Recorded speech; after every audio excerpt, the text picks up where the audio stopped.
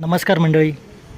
भगतसिंग, सुखदेव व राजगुरू हे थोर क्रांतिकारक यांचे नाव आजही आदराने घेतले जाते.